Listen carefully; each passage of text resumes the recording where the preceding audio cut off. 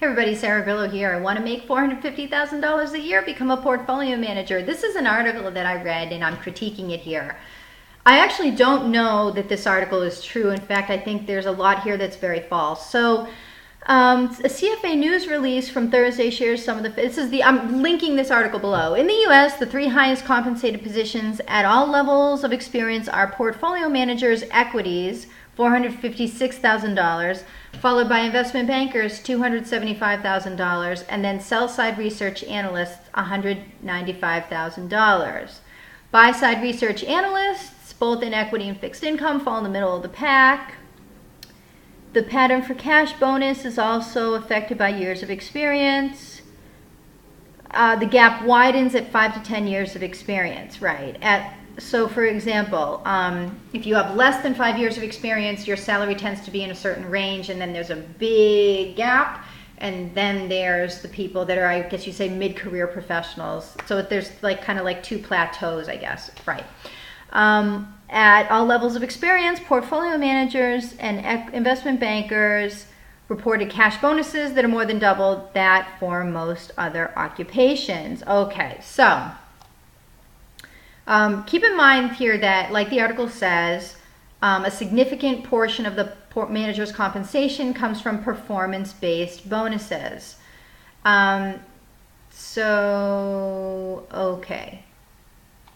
So the article is below, everybody. A few things about this. So the first thing is that, yes, it is true that the top financial professionals do make a lot of money, but I know a lot of people that are at these small hedge funds or these small investment firms that aren't making that. The second thing is that you have to understand it's not like, and this is like a big, huge wake up call, everybody. Ding, ding, ding, ding, ding, ding, ding, ding, ding, ding, ding, ding, ding. Listen up. Most people are never going to make anything near this amount of money because it requires an extremely high level of commitment. To some extent, luck does have to go your way. There is a certain timing component of it. This is not like being a doctor or a lawyer. There is a lot of, market volatility that impacts your performance. And if you have bad performance, you could be theoretically the most intelligent, capable portfolio manager in the world. Not going to work out for you. And I don't care what anybody says, okay, about these top hedge fund managers or portfolio managers. There was some luck that was working their way, right? There's a lot of people that graduated right into the recession that are never, ever going to grace the industry. And because some people did not graduate into that recession, they were able to achieve heights in their career that other people weren't. Sorry to break it to you, everybody. The other thing is that I found interesting about this article was that it didn't mention anything about levels of education. And I'd be very curious to know. Now, I don't think there's any documented proof that having a CFA or an MBA is going to drive you to that higher salary level. I mean, this would, maybe imply this article not having any information about education attached to it. It doesn't seem like there's any very strong correlation. And I myself have never been able to find research that shows that by having one of these degrees, you're going to get to this level of comp.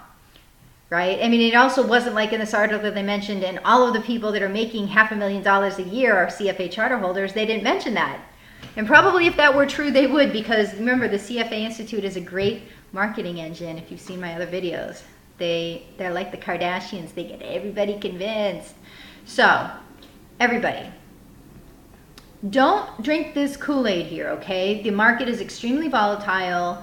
High salaries can result, but then again, you could be out of work for several years in a row. Not many jobs in this profession.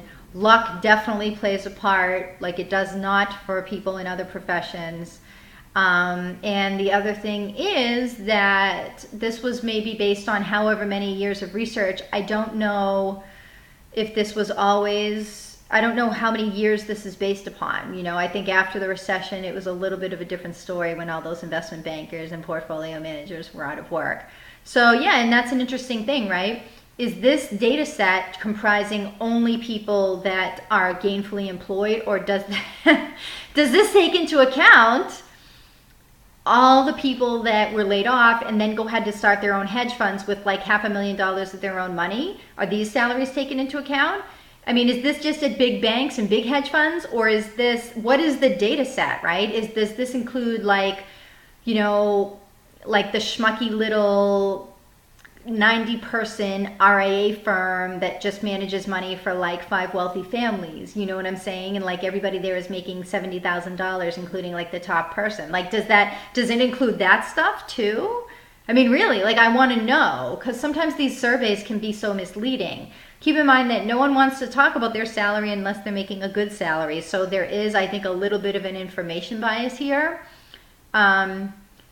I think this article is probably very biased, and I would really love to know what the truth is behind these numbers, where the data was actually culled from, because, as I said, I don't quite believe all of this. I think there's a lot that is being left out. Anyways, thanks everybody for reading and watching, and go ahead, check the article out here if you want.